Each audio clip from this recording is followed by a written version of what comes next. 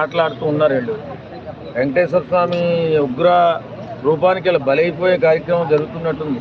ఈ వైసీపీ వీళ్ళు ఎంత ఘోరంగా మాట్లాడుతున్నారంటే, అసలు సిట్ రిపోర్ట్లో సుప్రీంకోర్టు సమర్పించినటువంటి సిట్ రిపోర్ట్లో అసలు నెయ్యి కాదు, అది పామ్ ఆయిల్, దాన్ని కెమికల్ కలిసి నెయ్యి ఫ్లేవర్ వచ్చేలాగా వాళ్ళు తయారు చేసి ప్రజల జీవితాలతో ఆడుకున్నారని చెప్పేసి సిట్ చెప్తే, అక్కడ పంది కొవ్వు గొడ్డు కొవ్వు అని చెప్పి డ్రామాలు ఆడుతున్నారు. ఏమైనా ఇలాగ ప్రజలను తప్పుదోవ పట్టించడం, భగవంతుడి ఆగ్రహానికి గురవడం జరుగుతుంది తప్పనిసరిగా. ఇలాంటి ఆటలు ఆడకుండా, నాటకాలు ఆడకుండా, ప్రజాక్షేత్రంలో ఉన్నప్పుడు ప్రజల పక్షాన్ని నిలబడి ప్రజలకి ఉపయోగపడేటటువంటి కార్యక్రమాలు, ఉపయోగపడేటటువంటి మాటలు మాట్లాడుతూ అసెంబ్లీని కానీ శాసన మండలిని కానీ నడుపుకుంటే బాగుంటుందని చెప్పి అనుకుంటున్నాను. హెరిటేజ్ ఉండే హెరిటేజ్ అండ్ కో అని చెప్పి అది ఎడిట్ చేసి తీసేసారని చెప్పి పేరుని నాన్నగారు పేర్కొనడం జరిగింది. ఎందుకు తీసేయాల్సి వచ్చింది అంటే, హైందవపురం ఆ సంస్థ కూడా మీదేనా, అన్నీ మీయే కదా అని చెప్పి చెప్తా ఉన్నారు. ఈ గందరగోళం అంతా చేస్తున్నది ఎందుకంటే, ఈ గందరగోళం అంతా చేస్తున్నది నెయ్యి నుంచి తప్పించుకోవడానికి. నెయ్యి నుంచి మీరు తప్పించుకోగలరేమో, కానీ భగవంతుడి నుంచి ఎవడో తప్పించుకోలేదు. అది హెరిటేజ్ అయినా లేకపోతే వైఎస్ఆర్సీపీ పార్టీ అయినా. ఇప్పుడు నెయ్యిలో అపచారం జరిగింది, ప్రజలకు అన్యాయం జరిగింది, ఇది వాస్తవం. ఎవడన్నా బుర్రన్నోడు గ్రహిస్తాడు కూడా. ఎందుకంటే నెయ్యి పామాయిల్లో కూడా ఫ్లేవర్ రావడానికి కొన్ని యాసిడ్స్ కూడా అందులో కలిపారని క్లియర్గా సిట్ రిపోర్ట్ ఉంది. అది కళ్ళున్న ప్రతివాడికి కనపడుతుంది, చెవులున్న ప్రతివాడికి కూడా కనపడుతుంది. అది వాస్తవమే కదా. మరి అలాంటప్పుడు ఈ బూటకాలు, ఈ నాటకాలు, ఈ వెర్రి వేషాలు, వెర్రి మాటలు అంతే కదా.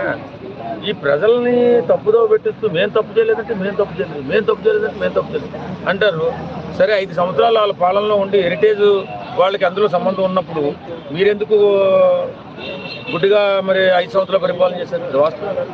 వేళ ఏదేదో చెప్పి ప్రజలను పక్కన పెట్టించడం తప్ప ఎవరికి వ్యూహం అని చెప్పి ఈ ఎదవల వ్యూహమే. ఈ రాజకీయ నాయకులు అనేటటువంటి ఇద్దరు వ్యూహం వల్ల మనం 24 గంటలు దాని గురించి ఆలోచించాల్సి ఉంది. మన పొరపాటు అవుతుంది, మన పనులు మానేసి. ఏం జరుగుతుందో తెలియక అసలు కల్తీ జరిగిందా, ప్రజా ఆరోగ్యం ఏమైనా దెబ్బతిందా, లేకపోతే ఇందులో మాఫియా ఎంటర్ అయిందా, లేకపోతే మెడికల్ మాఫియా ఎంటర్ అయిందా, ఇన్ని రకాలుగా ఆలోచన వస్తుంది మాలాంటి.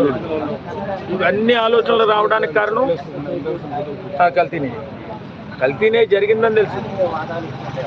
5 సంవత్సరాలు ఆ పామాయిల్ అండ్ యాసిడ్స్తో తయారు చేసిన నెయ్యితో తయారు చేసిన లడ్డు అని తెలుసు.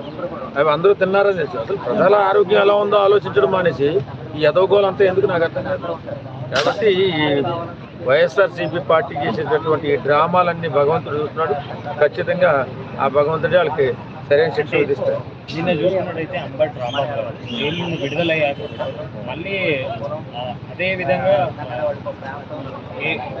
టీడీపీ ప్రభుత్వం పైన కానీ, పవన్ కళ్యాణ్ గారి పైన కానీ, కుల రాజకీయాల పైన కానీ మాట్లాడుతూ విమర్శలు చేస్తూ ఉన్నారు. అది ఎంతవరకు కరెక్ట్? అంటే జైలుకి వెళ్ళాక కూడా ఆయన మారలేదని చెప్పి ప్రజలు అనుకుంటా ఉన్నారు.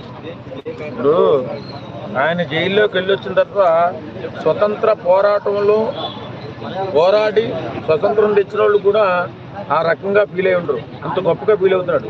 ఒక ఎదవ పని చేసి ఒక సంస్కారం లేని మాటలు మాట్లాడి జైలుకి వెళ్ళినటువంటి వ్యక్తి అంత దర్పంగా వస్తున్నాడు బయటికి.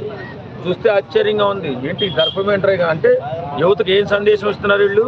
మనం ఎన్ని తప్పులనే చేయొచ్చు, ఎన్ని ఎదవ పనులన్నా చేయొచ్చు, మనం జైల్లోకి వెళ్ళినా సరే గడ్డం ఎలా అనుకుంటూ రావచ్చు. ఇదే కదా.